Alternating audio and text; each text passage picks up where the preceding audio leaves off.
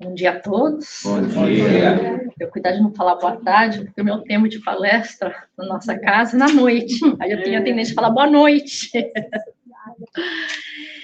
Então, o nosso tema hoje é a curiosidade do tempo.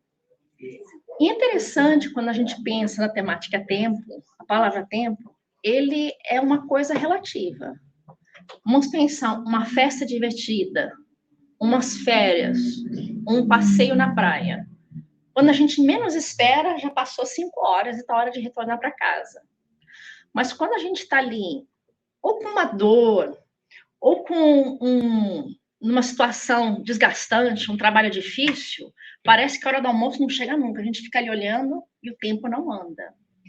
Então a gente vê que o tempo em si, ele não modifica, mas a nossa experiência, a nossa sensação e esse relacionamento que a gente tem com o tempo é que se modifica. Então, vamos entender um pouquinho sobre o tempo.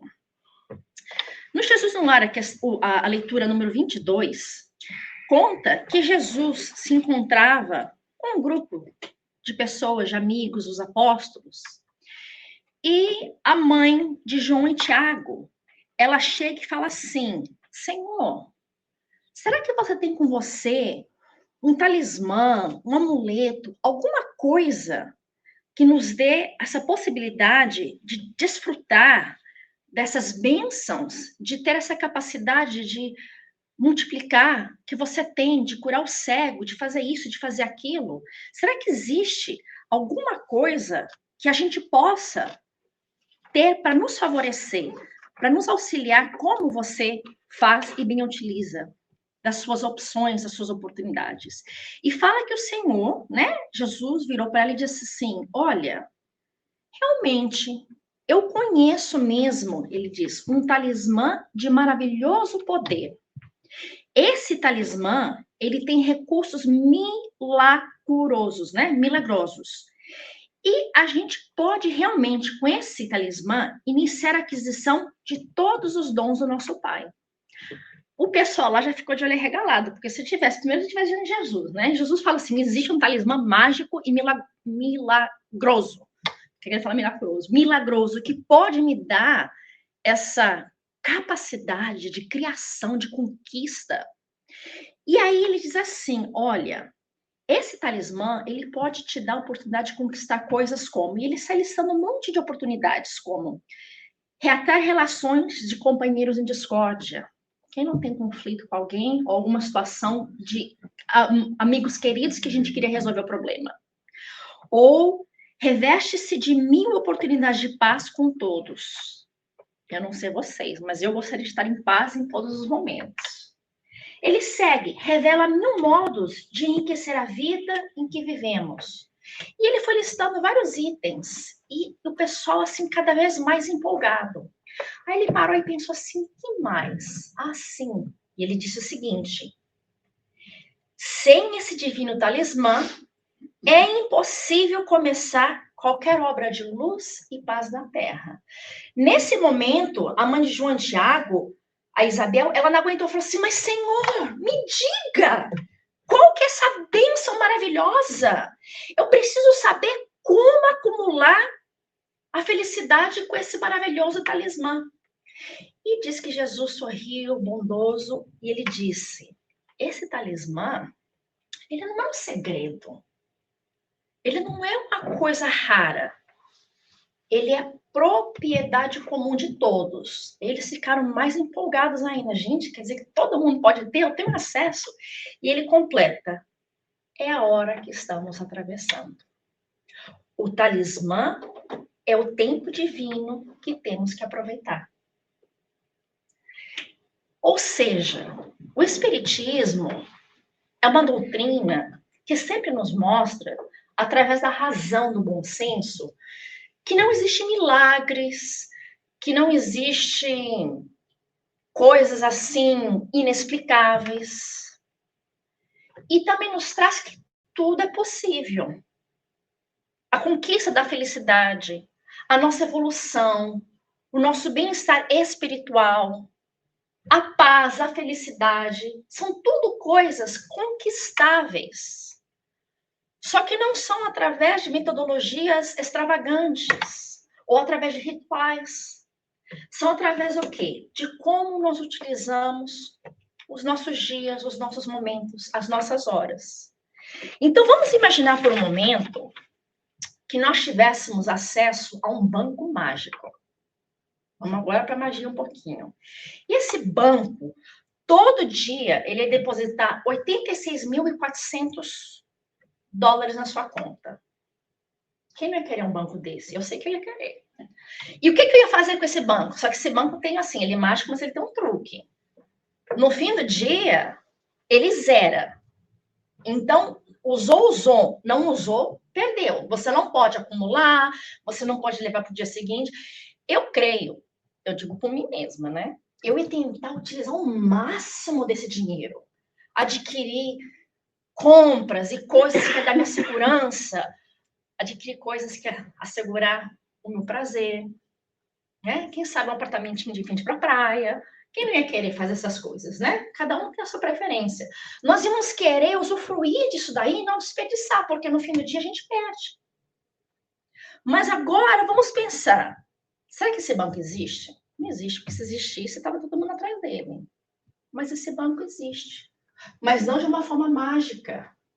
Porque esse banco, esses 800.400 itens, são os segundos que nos são dando a cada primeiro segundo do nosso dia. 24 horas, cada hora 60 minutos, cada minuto 60 segundos nos dão 86.400 segundos de vida para a gente aproveitar. Mas será que estamos aproveitando? Será que estamos tirando bom proveito desse tempo? Ou não? E é isso que nós vamos estudar. Então, se a gente seguir... ele não está indo um por um? Será que... Está indo um por um. Não foram todos os itens, tá vendo? Bem, vai perder um pouquinho do mistério, porque no meu computador talvez tenha uma diferença de versão, né? Era para ser item por item. Okay. Então, vamos tentar não ler o restante, vamos trabalhar um pouquinho a nossa disciplina, para a gente processando item por item, tá bom? Too late. Pare no meio do caminho. Então, vamos lá. A gente vai... Estão todos expostos aí para vocês, mas como falamos, vamos tentar. Segura aí a ansiedade. No livro Conduta Espírita, a lição número 38, Perante o Tempo, vem nos trazer reflexões significantes de como bem utilizarmos estes segundos, minutos e momentos do nosso dia. Então, começa assim. Em nenhuma condição malbaratar o tempo com polêmicas e conversações estéreis, ocupações fantasistas e demasiado divertimento. E eu gosto sempre de enfatizar a palavra que ele coloca assim, demasiado divertimento. Porque as pessoas têm tendência de ser extremista, ou é tudo, é nada. Ou você tem que ser bitulado, ou você tem que ser da pá virada. Não é. Na vida, tudo é a busca do equilíbrio.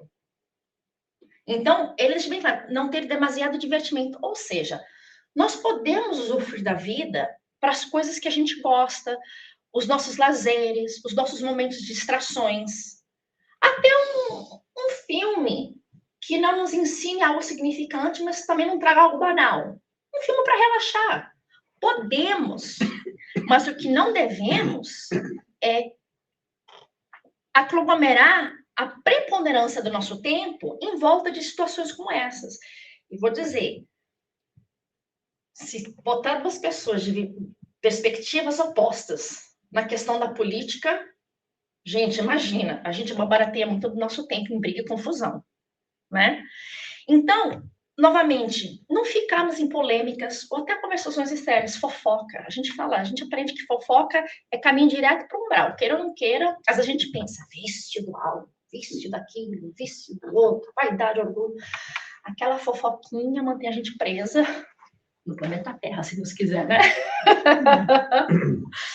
Então fala aí, ó. Desperdiçar tempo é esbanjar patrimônio divino. Novamente, nem tanto a um lado, nem tanto ao outro. Buscar o equilíbrio e qualificar as nossas atitudes, as nossas conversas. Não é que elas têm que ser sempre sérias, Mas a gente sabe quando a gente está partindo para aquela coisa que não é recomendável. Disciplinar a nossa mente, disciplinar a nossa tendência para manter uma coisa mais sadia. O segundo, autodisciplinar-se em todos os cometimentos a que se proponha, revestindo-se do necessário discernimento. A gente estuda muito na doutrina espírita, e uma coisa que a gente sempre vê é essa questão do livre-arbítrio, né? A doutrina espírita é uma doutrina que não nos força, não nos impõe nenhuma atitude, nenhuma decisão, nenhum comportamento. Ela nos recomenda e fala, a gente tem o livre-arbítrio de escolher. Então, em grande parte, a maior dificuldade do espírita é essa disciplina, essa autodisciplina, porque a gente sabe a diferença do certo e do errado. Nós sabemos a diferença do bom e do mal, na sua grande proporção, né? Mas na maior parte, e o próprio Espírito Vinícius fala, o maior problema não é essa questão da ignorância, é a questão da falta de disciplina. Conosco, e Vinícius fala muito sobre a evangelização, né? Então, sobre a educação dos filhos. Então, a nossa maior dificuldade é justamente essa disciplina, para que a gente possa fazer e fazer bem, e se comprometer com aquilo que a gente faz. Em casa espírita, a gente não conhece isso, né? Um trabalhador que fala que vai trabalhar, e aí depois, né? Os colaboradores que têm a dificuldade de se manter, os frequentadores que têm a dificuldade da simplicidade, nós que temos essa dificuldade. Então, aí, Valdo Vieira fala, fazer muito nem sempre traduz fazer bem, né? Então, a gente saber, novamente, porque às vezes a gente chega com uma ânsia, com uma vontade de querer fazer tudo, porque um despertamento, um desejo de mudança, o novo contato com o espiritismo, que é uma doutrina divina, e a gente se entrega sem o devido preparo ou planejamento. Então, o fazer muito nem sempre traduz fazer bem. Se a gente pode fazer um pouco, faça bem aquele pouco, para que ele produza, para que ele tenha repercussões positivas. Aí ele segue. Fugir de chorar o passado, esforçando-se por reparar toda ação menos correta. E é uma dificuldade. Eu acho que, para a maioria de nós, a gente refletir e pensar, poxa, pisei na bola, o erro foi meu, e não poder voltar atrás, é um sentimento difícil. É diferente a gente ver, realmente fiz errado, não gostei, se eu pudesse fazer de novo, faria diferente, mas seguir. Às vezes a gente se prende no arrependimento e fica cristalizado naquele momento e o tempo para. A vida corre, as pessoas seguem, os filhos crescem, o mundo gira e a gente parado naquele momento. Quantos segundos a gente não desperdiçou quando aqui diz o ditado não, a recomendação. O passado é a raiz do presente, mas o presente é a raiz do futuro. Realmente é uma situação muito difícil se a gente olha para trás e quer voltar e não pode. Mas aí está o ensinamento. Não nos congelemos naquele momento e trabalhemos para fazer diferente, para fazer melhor e construir um futuro melhor. E não permitir que o pretérito reproduza e replique diariamente em nossas vidas. E segue. Afastar aflições descabidas com referência ao porvir, executando honestamente os deveres que o mundo lhe designa no minuto que passa. Isso é outra grande dificuldade. Se nós vemos hoje em dia o índice de ansiedade, eu acho que já até superou o índice de depressão. Há uma década atrás, a depressão estava no auge. Hoje em dia, parece que a ansiedade está de uma maneira que, né, é quase que inexplicável. E parte, se a gente for refletir e estudar, tanto pela visão psicológica como na visão principalmente espírita, ela vem um pouco nessa falta de confiança em Deus. Uma fé abalável. Porque se a gente confia, né, afastar aflições descabidas referente ao porvir, ou seja, o amanhã, preocupar sempre com o amanhã, o que vai acontecer, o que vai vir, o que pode ser. Quando a gente sabe que Deus é todo amor, bondade e justiça, e que nada nos acontece que não seja para o nosso crescimento e para o nosso merecimento.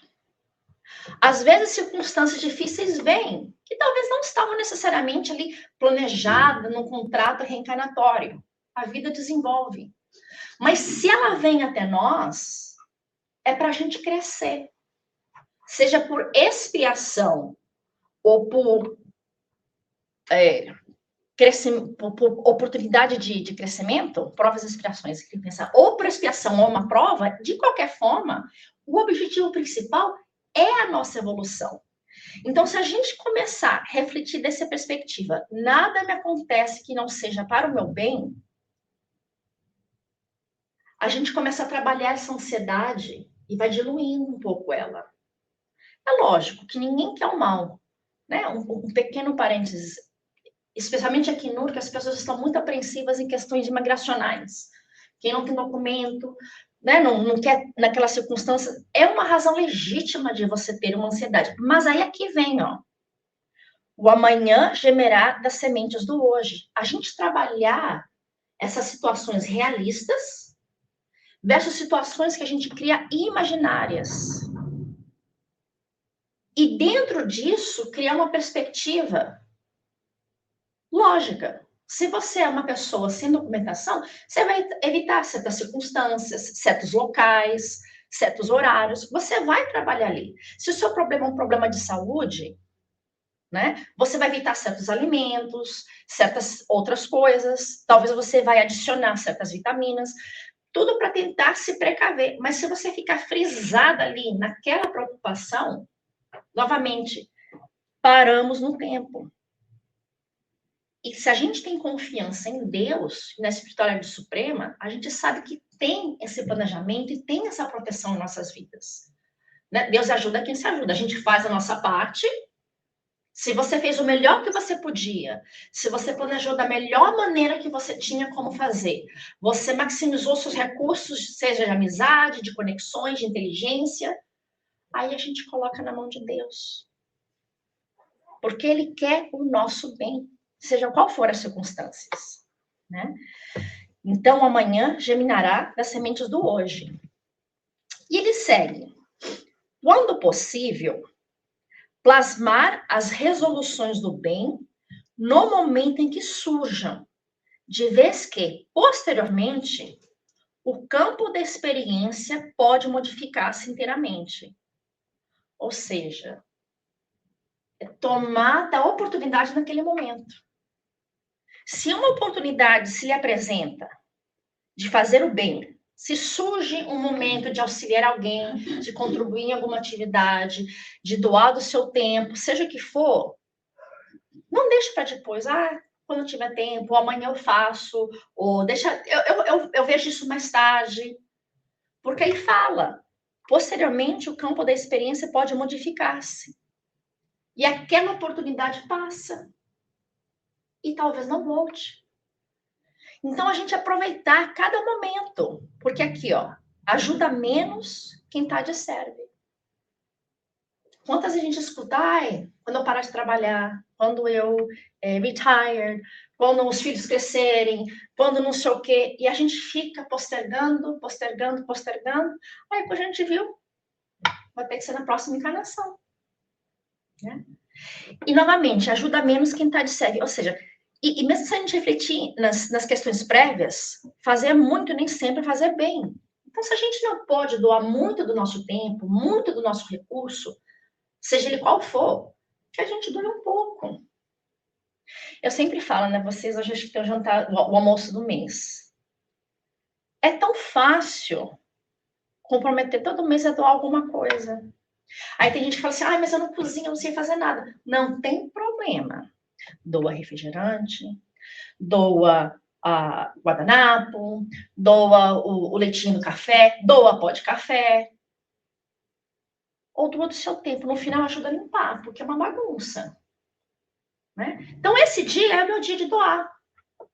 Seja o pouquinho que eu tenho, mas é um compromisso que a gente vai fazendo para o quê? Ressignificar o nosso tempo. Porque muitas vezes, essa dificuldade, a gente tem que modificar a rotina do nosso tempo, e lembra como a gente falou no início, se eu estou na praia, vendo o sol se pôr, os pássaros, quando eu vejo, passou 5 horas, eu estou chorando porque eu tenho que voltar para casa. Mas quando eu estou fazendo uma faxina em casa, ai, Senhor, não dá, tipo assim, chega, né? Então, a gente dá essa ressignificada no tempo. Sabemos modificar como a gente utiliza, e no início é difícil. Né? É que nem se alguém já pegou um pote de sopa ou de molho e a gente começa a rodar assim, né? Se a gente larga a colher, até vai sozinha. Agora tenta mudar de repente a direção, se prepara, porque o negócio vai espirrar em você se a gente faz com uma força bruta. Então a gente tem que ir com aquela resistência, porque vai ser aos poucos. Aquele caldo que está indo para a direita, ele vai resistir de agora para a esquerda. Então você vai contra a maré, você vai forçar, aí ele parece que para até que ele engata e muda de direção. E não é diferente para a gente. Né? Eu estou acostumada no dia do jantar, venho, como, vou essa palestra, como e saio.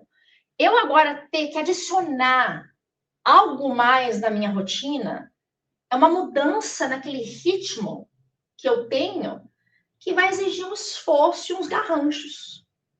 Mas se eu começar a fazer com frequência, o ritmo normaliza e eu já não sinto mais a resistência. Né? Então, a gente saber realmente aproveitar aqueles momentos e aí crescendo, porque se agora eu só dou refrigerante, e é uma coisa rápida, da próxima vez, quem sabe, eu posso fazer uma comida, ou eu posso fazer isso, a gente vai adicionando aos pouquinhos, mas nunca perder a oportunidade de servir naquele momento em que a oportunidade se apresenta. E ele finaliza ainda. Ainda que é soberbado de realizações e tarefas, jamais descurar o bem que possa fazer em favor dos outros. Se a gente pensa 24 horas por dia, será que a gente não tem 5 minutinhos, 15 minutinhos, alguma coisa ali que a gente possa se tirar? Né? E se às vezes é um projeto que exige mais tempo, se a gente voltar lá, autodisciplina, tiro 10 minutos hoje, tiro 10 minutos na quinta, tiro 10 minutos não sei o quê, e junta se tornam 30 minutos. Porque aí, Valdo Vieira esclarece, quando procuramos o bem, o próprio bem nos ensina a encontrar o tempo de auxiliar. Né? É uma questão de prioridades. Aonde que eu coloco a minha prioridade? Domingo é meu dia de descanso. Então não dá. É o dia para mim descansar, eu já trabalho de mais segunda a sexta, no sábado eu tenho que pagar conta, fazer mercado, lavanderia, domingo eu vou descansar. Mas aí, de repente, alguém precisa de ajuda. E agora? Não, mas é meu dia de descanso. Será que a gente vai se esgotar tanto se a gente tirar 1 ou 2 horas do nosso dia de descanso? Se a gente dorme em média de 8 horas, são 16 horas de descanso. Será que eu vou deixar de descansar se eu tirar um pouquinho? Então, tudo é uma questão de modificação de como a gente vê as coisas. A importância que a gente dá. E aí, junto um pouquinho com aquela visão que o Espiritismo nos ensina, né? É o meu dia de descanso. O meu descanso é mais importante ou a necessidade do outro é mais importante? Será que tem como eu balancear os dois? Então, são reflexões sobre a nossa tendência ao orgulho, a nossa tendência ao egoísmo, a nossa tendência em cooperar com o próximo. Se torna um momento de reflexões. E esse é o primeiro passo para a gente poder trabalhar essa questão da preciosidade do meu tempo.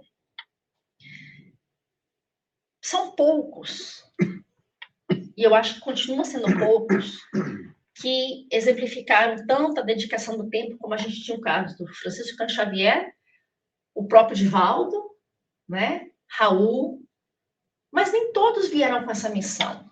Não é que a gente vem com essa reflexão do conduta espírita e que a gente tem que ser 24 horas, né? Uma Mãe Teresa, não é. Mas é a gente começar a mudar aquela balança, porque a nossa tendência é eu, minha família, meus filhos, aí a gente segue para os irmãos, para os cunhados, para os amigos de infância, e as outras questões vão deixando para depois. E às vezes a gente tem que dar uma balanceada para a gente praticar, e não é nem tanto, é o benefício ao próximo, mas é mais a nós. Praticar esse amor desinteressado, essa preocupação de dar sem receber. E praticar um pouco essa lei de caridade que a gente aprende, né? Mas segue assim. Ainda não é chegado o meu tempo, mas o vosso tempo sempre está pronto. Novamente, ainda não é chegado o meu tempo. Nós ainda, isso é de Jesus, não chegamos no momento onde a gente pode ver o tempo de Deus, no tempo divino. Porque esse é o tempo da perfeição, esse é o tempo do amor constante, esse é o tempo da elevação moral, esse é o tempo da espiritualização superior. Mas o vosso tempo sempre está pronto. O nosso tempo de despertamento, o nosso tempo de crescimento, o nosso tempo de evolução, que não depende no tempo de ninguém. Então, se a gente ainda não pode estar no tempo de Deus, queira eu estar lá no sol, né? Quem sabe? Vamos começar a parte que a gente estava tendo. Queria eu estar lá. Quem não queria estar num planeta evoluído?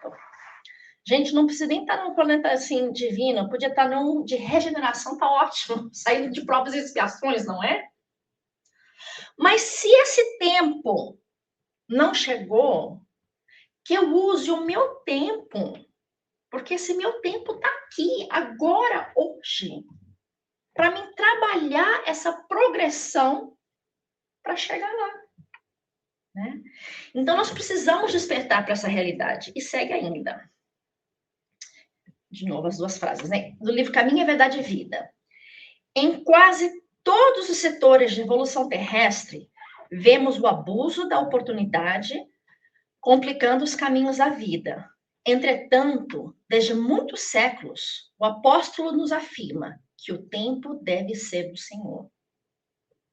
Então, veja, é bem direto aqui que, na grande maioria das situações, a gente barateia do tempo, né?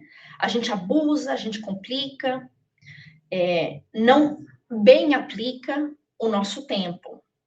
É um fato, não é uma crítica. Porque às vezes a gente toma como crítica, por quê? É o nosso ego, a nossa autodefesa. Quando a gente entende que essa é uma tendência, essa é uma característica, a gente começa a buscar outras formas de lidar com a situação, a gente começa a buscar outras predisposições pessoais para sobrepor ou compensar certos equívocos. Esse é o processo de reforma íntima. Assim, quando a pessoa fala assim, matar o homem, não tem nada de matar, gente. Como que nós podemos começar um processo de evolução, de auto-amor, com assassinato, com uma eutanásia? Não é o matar, é o educar, é o disciplinar e a gente transforma. Então, quando a gente entende que nós, como cidadãos do planeta Terra, em geral, temos essa tendência de complicar, de abusar, de malbaratar do tempo, a gente começa a refletir, ok, se a minha tendência é fazer isso, deixa eu fazer uma contabilidade e ir fazendo os pequenos ajustes. Então, nós vemos que, por exemplo, existem termos como, matar o tempo, né? Quantas vezes a gente já não usou assim, eu não quis fazer nada no domingo, tá muito cansado, bateu o tempo, domingo todinho. Né? É uma terminologia que a gente usa que mostra que eu sei que eu não fiz nada com o meu tempo. O tempo estava ali e ele foi desperdiçado. Aí fala, né, que é importante a gente indagar sobre como a gente utiliza o nosso tempo.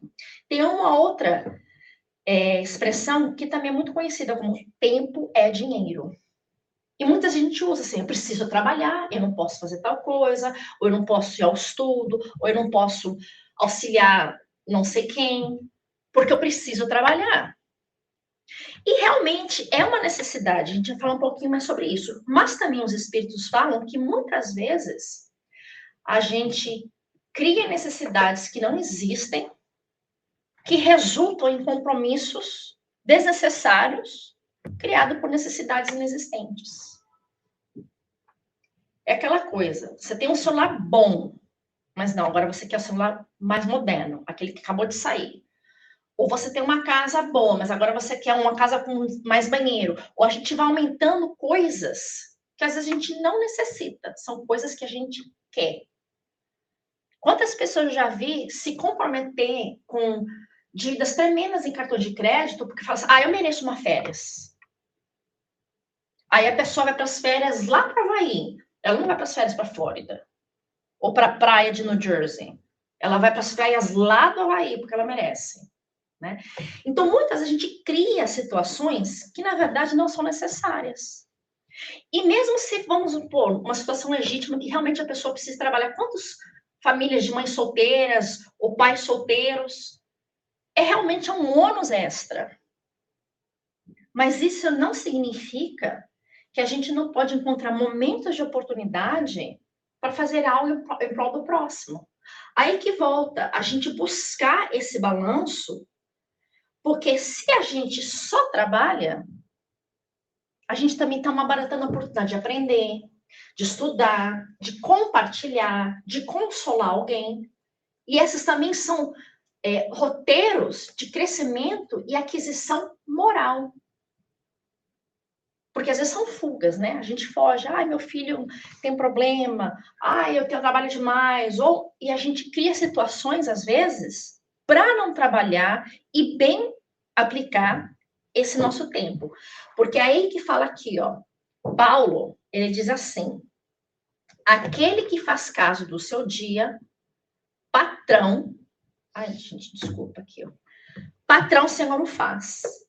E volta um pouco a leitura inicial que falou, e a prece também, que ele mencionou os nossos talentos. Aquele que faz caso do dia, para o Senhor o faz. Então, fala que o nosso tempo é igualmente um talento que o Pai nos concede. Aí a parábola do talento, né? Um ganhou outro ganhou isso, um escondeu, o outro multiplicou. O que é que nós estamos fazendo com o nosso talento? Então, assim, é certo. Tem pessoas que trabalham integral, tem pessoas que trabalham parcial, tem pessoas que não têm a necessidade do compromisso do trabalho. Mas todo mundo tem. Aí é aquele que tem um talento, é aquele que tem 2 talentos, o outro tem 15 talentos. O que é que eu faço com o meu talento? Né? Será que Deus realmente der a alguém uma condição de maior despreocupação com o seu tempo, sem uma obrigatoriedade profissional, simplesmente para satisfazer suas necessidades de sua família? E será que aquele que trabalha demais, ele está escusado de fazer algo em prol do próximo? Então, novamente, não são críticas, são processos de avaliação. É que nem a história do óbolo da viúva, né? Ela tinha uma moeda. E o outro rico deu várias moedas que fez. O valor daquela uma moeda dela foi insignificantemente superior ao valor daquelas 15, 20 moedas do outro, que foi quase irrisória. Então, volta aqui. Deus não está procurando que a gente dedique a totalidade do nosso tempo e muito menos em parcelas equivalentes do próximo. Ele quer que a gente busque a totalidade do nosso tempo de acordo com a minha estrutura de vida, as minhas necessidades verdadeiras e o meu compromisso como co-criador do mundo. Porque nem isso que o Evangelho nos ensina. Deus é o Pai, Jesus nosso irmão, e somos nós herdeiros do mundo. Então, como é que eu posso fazer da minha vida mais produtiva? Como é que eu posso ser o patrão do Senhor que o faz? Assumindo esse compromisso. A lei divina estabelece, em sua sabedoria, que todo excesso merece escassez E todo abuso exigirá restrições. Porque em questão de tempo, também cada um recebe exatamente o que semeia. Então a gente volta de novo para uma questão inicial que a gente mencionou um pouco na fé na justiça divina, na fé das leis divinas e no conceito de reencarnação. Aonde é que eu me encontro nessa vida? Quais as restrições que a vida me apresenta e quais as oportunidades que ela me favorece? É questão de fazer uma autoavaliação para ver a mensagem daquilo que Deus está me dando. Porque, obviamente, o objetivo não é viver só em função das minhas necessidades e do meu lar. É das minhas necessidades como espírito social, certo? A gente vai no livro dos espíritos, lei de sociedade. Nós não podemos viver isolados uns dos outros. Então, qual que é a parte que mais me toca? Qual que é a área que mais machuca? Como diz, todo excesso merece escassez e todo abuso exigirá restrições. Então, a nossa vida hoje é um reflexo, como dissemos, de duas situações. Uma são as provas. Quais são as experiências novas que a gente tem que superar? É como entrar numa nova, um novo, você passa de segunda para terceira série, de terceira para quarta, o próximo grau. Ou você fazer um curso novo, eu quero aprender costura, ou quero aprender culinária, ou quero aprender fotografia. Por mais que seja algo que você quer fazer, não significa que vai ser uma coisa fácil. Porque talvez você não tenha predisposição. Então, na vida, as nossas dificuldades, as oportunidades, às vezes são provas, ou seja, são experiências novas para a gente desenvolver aptidões que estão dormentes, ou expiações. Malbaratei, não apreciei, desprezei na outra encarnação, nessa agora tem que corrigir. Independente, prova ou expiação, é para o meu melhoramento. Então, a gente refletir novamente nessas limitações que a vida me apresenta, que eu não consegui modificar apesar do meu esforço, vontade, dedicação, aí nos indica uma prova ou uma expiação divina, mas também as oportunidades que Deus está me dando, que também são provas de bom discernimento, provas de boa utilização, provas de bom livre-arbítrio. E como que eu posso fazer para que seja bem proveitoso? Então, volta novamente àquela leitura, a autodisciplina, a fé em Deus, o discernimento do que o tempo significa. Ele não é só um momento de divisão de manhã, tarde e noite.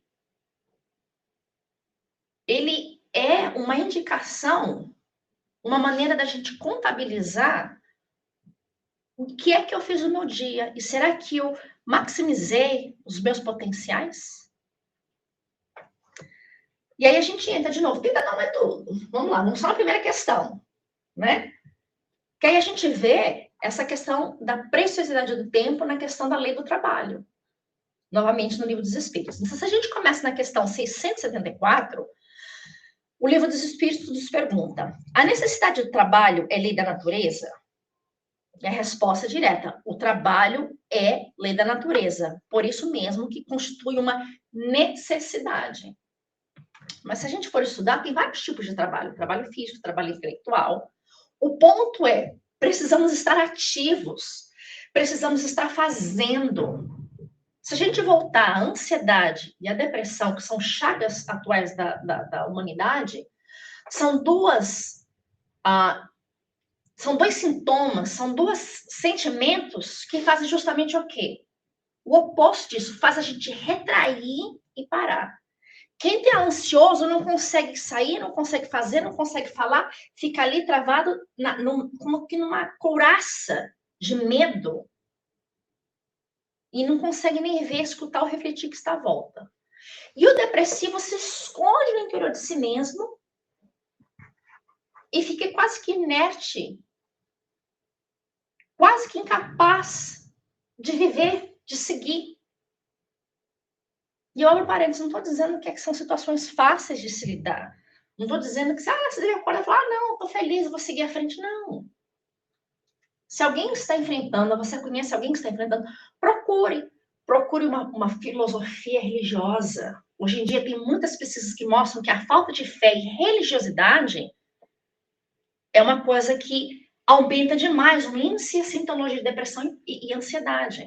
Se você tem um amigo que é católico, fala que ele vai à igreja, estimula, empurra, até acompanha se necessário. O ideal seria vir ao centro espírita, é óbvio. Mas a gente não tem que impor as nossas crenças. A gente tem que apoiar aquilo que a pessoa tem a capacidade de experienciar. Procura atendimento fraterno. Mas às vezes a gente precisa procurar um atendimento clínico. Buscar uma saída, buscar uma solução, porque a lei do trabalho, da movimentação, da produção, em ser útil, é uma necessidade. Né? Aí a próxima questão, 676. Por que o trabalho se impõe ao homem? Por ser uma consequência de sua natureza corpórea. É expiação e, ao mesmo tempo, meio de aperfeiçoamento da sua inteligência. Sem o trabalho, o homem permaneceria sempre na infância quanto à inteligência. O trabalho é que nem aquele exercício na ginástica que faz o músculo físico crescer. O trabalho faz o nosso músculo intelectual, não necessariamente o nosso cérebro, apesar que o cérebro também ele tem uma resposta química e tudo mais. A gente está falando do ser espiritual, né? Faz a gente trabalhar essa capacidade de discernir, de pensar, de refletir, de procurar soluções, de questionar mecanismos. Se eu não tenho que trabalhar, se eu não tenho que pensar, se eu não tenho que fazer, a gente cai naquela dormência da inutilidade, da falta de produção. Então, a gente vê o próprio Espiritismo nos deixa bem claro. Então, por exemplo, tá um dia lindo, vai lá trabalhar no jardim. Se você não tem nada para fazer, não tem alguém que ajudar, procura uma atividade, sei lá, é momento, vou reorganizar minha cozinha, ou eu vou lá no centro fazer não sei o quê. A gente procura coisas ativas, ou lê uma coisa interessante, ou vai numa... Gente, museu. As pessoas perderam o hábito de ir no museu, ou na livraria. Vai fazer algo diferente que vai ativar a sua mente e te expor a coisas que tiram você da sua área de conforto, da sua área de conhecimento. Porque a gente tem essa tendência também, né? A gente está ativo ali, naquele nosso bubble. Às vezes, sair daquele bubble é muito complicado. E segue aqui. 6822. Sendo uma necessidade para todo aquele que trabalha, o repouso não é também uma lei da natureza? Chegou a atenção que a gente quer, porque eu quero repousar. Eu sei que eu chego, gente, às vezes eu quero repousar até demais. Coisa comum, né? Ser mãe é cansativo. Aí eu falo, gente, eu preciso de um descanso de ser mãe. Mas não tem como, né? É a vida inteira. Aí fala, né? Meus filhos são pequenos, mas quem já tem filho grande fala. Filho crescido, trabalho dobrado, né? Aumenta. Então, eu vou aproveitar o meu de hoje, mas quem não quer descansar? Quem não quer repousar? Será que a gente não merece? E o Livro dos Espíritos fala, sem dúvida, o repouso também é uma lei da natureza. O repouso serve para a reparação das forças do corpo e também é necessário para dar um pouco mais de liberdade à inteligência, a fim de que se eleve acima da matéria. Ou seja, a gente precisa descansar, precisa ter um relaxamento, até para esse aspecto da nossa inteligência.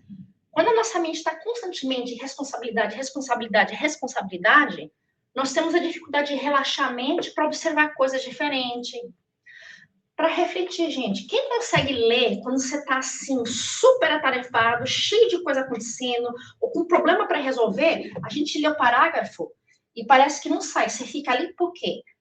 A ideia não entra na cabeça, né? Então, às vezes, a gente precisa desse repouso porque existe o relaxamento e a gente consegue agora atender a situações que nos nossos compromissos diários a gente não conseguia. Só que também, na leitura eu acho que era do Caminho, Verdade e Vida, Emmanuel deixou bem claro também que a gente tem que discernir entre descanso e ociosidade. Eu sei que eu me culpo às vezes de ser ociosa. Então, eu imagino que aqui tem alguém mais também que às vezes cai na ociosidade. Novamente, não é para a gente se rebaixar, para a gente se recriminar. É para a gente se disciplinar e reconhecer as nossas tendências. Eu tenho um familiar que tá o tempo todo estudando, trabalhando, fazendo, aproveitando. Aí às vezes eu fico assim, gente, para, chega. Eu tenho familiares que é aquela coisa, ai, não consegue, vai fazer uma comida, passa 2 horas e o negócio tá ali enrolado. Então essas situações, esses relacionamentos, vai nos ajudando a nos autoavaliar. Porque a gente merece e precisa. Só que aí a gente tem que discernir entre o descanso e aí a ociosidade. E é interessante, né? Porque os puxões de orelha vêm, né? Quando eu estava estudando e reestudando o material, aí eu lembrei dos livros de André Luiz. Quem não leu, gente, lê, porque além de eles serem maravilhosos, mas eles também servem de uns puxão de orelha que a gente precisa. E nas histórias, né, sempre tem um mentor que auxilia o André Luiz, isso e aquilo. E aí eu lembro, não lembro qual livro agora em particular, mas que ele conheceu um mentor que estava trabalhando numa colônia situada no umbral, ou seja, a situação não era, ele estava lá no nosso lar, ele estava no umbral, porque ele estava trabalhando naquela colônia, fazendo parte da equipe que estava indo às partes mais profundas do umbral, para recolher e resgatar espíritos que estavam despertando novamente para, né, pensamento divino, ou seja, espíritos que estavam já às vezes anos, decênios, muito tempo no umbral e que finalmente iam ser recolhidos e iam precisar ir para essa colônia umbralina, porque o choque energético como fala, nos subsolos da colônia, porque a gente sabe que no nosso lar eles têm os hospitais e tem outras áreas mais no fundo que são mais escuras, mais quietas, para não ter aquele excesso de iluminação que os espíritos ainda não têm condição. Esses não podiam nem ir para a colônia no nosso lar, eles tinham que ficar nessa colônia umbralina. E esse mentor, esse amigo que estava lá trabalhando, ele estava lá de férias. Ou seja, ele quis sair, ele precisou de um tempo daquele trabalho que ele fazia, então as férias ele optou ir trabalhar ali na colônia umbralina. Gente, eu não estou dizendo que ninguém tem que fazer isso, porque eu acho que eu não optaria por isso ainda hoje. Mas essa é a realidade do espírito evoluído. As férias que eles almejam, esses repousos, são repousos da rotina contínua para uma atividade diferente que vai lhes trazer uma oportunidade de aprendizado. Não tem que ser no umbral, tá, gente? Mas é isso, é a gente aproveitar e ser produtivo. Aproveitar e dar-nos uma oportunidade de crescimento. Não tem que ser uma coisa difícil, não, gente. É só uma coisa diferente para que a gente cresça e evolua. Então, nosso tempo está correndo. E a gente vai seguir nessa mensagem que vem do livro, eu não sei se vocês têm aqui, mas esse livro é muito bom, O Uso Imperecível, para quem gosta, quer aprender sobre as reflexões, as passagens da Bíblia e coisas assim, esse livro é excelente. E ele fala, mas dormindo os homens, veio o seu inimigo, e semeou joio no meio do trigo e retirou-se. Resumindo, por questão do nosso tempo, essa passagem basicamente vem nos trazer que dormindo os homens, ou seja, não é no nosso momento de descanso, mas quando a gente se permite momentos de ociosidade, descanso e ociosidade são diferentes, veio o seu inimigo. Então, novamente, outra coisa, o espírito tem muita tendência de culpar o espírito obsessor, né? Tudo é culpa do coitado obsessor. O obsessor só chega se a gente abre a porta. Então, veja só, veio o seu inimigo. E o que ele nos traz aqui? Que o seu inimigo são as suas imperfeições, são as suas vulnerabilidades, são as suas deficiências. Não é esse, o vizinho, o marido, o filho, a sogra, o boss seu. É as minhas tendências. E essas tendências inferiores fez o quê? Semeou o joio. O que é o joio? Né? É aquela planta daninha que parece com trigo, ou seja, ela não tem produtividade, ela não cria nada, ela não traz pão, mas a gente deixa ela adquirir força. E aí retirou-se, ou seja, nada fiz. Então, nesse tempo que nós temos, o nosso maior inimigo somos nós mesmos. Só que se a gente despertar e avaliar realmente quem somos, a gente vai aos pouquinhos. Não é tudo de uma vez. Nem a gente querer virar uma Madre Teresa da noite pro dia, que é impossível. Mas se a gente começar com aquelas pequenas mudanças, como falamos, começa a criar pequenos hábitos, pequenas mudanças de rotina. Estabelece no seu cronograma da sua semana. A gente não tem um schedule de trabalho? Todo mundo tem. Quem tem filho não tem schedule de atividade, recado disso, daquilo? Todo mundo tem. Então, coloca ali, ó. Aqui é o momento que eu vou fazer algo produtivo, seja estudar, seja ler, seja preparar uma palestra, seja preparar um trabalho para evangelização, para o estudo, seja cozinhar. E eu estou me relacionando ao centro espírita, que é onde a gente vivencia. Mas você pode também. Às vezes a gente tem familiar difícil, idoso, que a gente precisa dar uma atenção. Coloca no seu calendário. Uma vez por mês eu vou visitar fulaninho. Não gosto, não quero. Mas se eu me planejo em volta disso, porque assim é a vida, a gente não vai ser bom espontaneamente. Se a gente for esperar ter amor sincero no coração para fazer as coisas boas, a probabilidade é que a gente não vai fazer nessa encarnação nem na próxima. Porque não está na nossa natureza. A nossa natureza tá a gente sentir raiva, sentir rancor, ficar magoado, perder paciência, a gente se controla. Essa é a nossa realidade. Então, essas exposições de sentimento, elas não são ainda natural. Eu falo, quem conhece meu filho sabe que meu filho é difícil, tem um temperamento.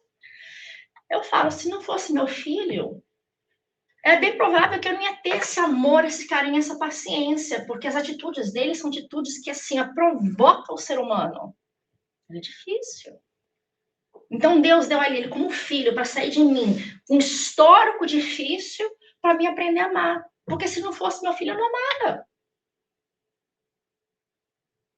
E assim somos nós, com nossos irmãos, com nossos pais, com nossos filhos, principalmente com vizinho, amigo, desconhecido. Então, a gente coloca ali, ó. Meu trabalho é uma obrigação? É. Mas, eventualmente, a obrigação vira hábito. O hábito transforma o sentimento desflora e eu aprendo a amar. Porque senão a gente não sai dessa.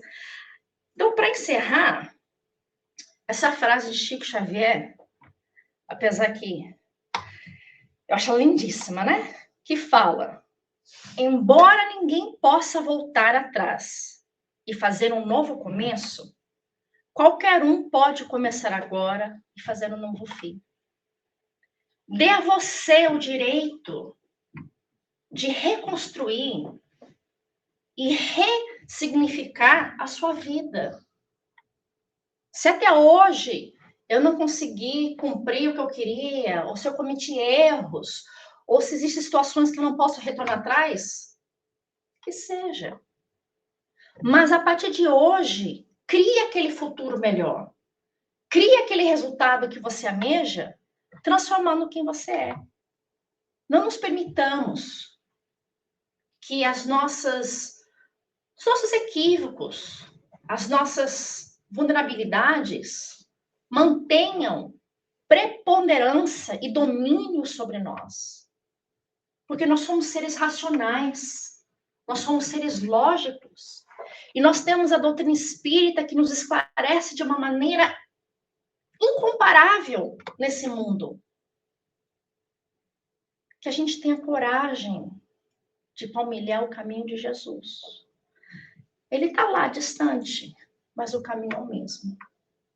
Então, que todos tenham um dia de muitas bênçãos, de muitas frutificações e de muita utilidade, aprendendo a se amar, mas ao mesmo tempo a exigir de si ser melhor hoje do que você foi ontem. Não para os outros, mas para a sua consciência e o seu compromisso com Deus, nosso Pai Criador. Boa semana e que assim seja. Obrigada. Obrigada.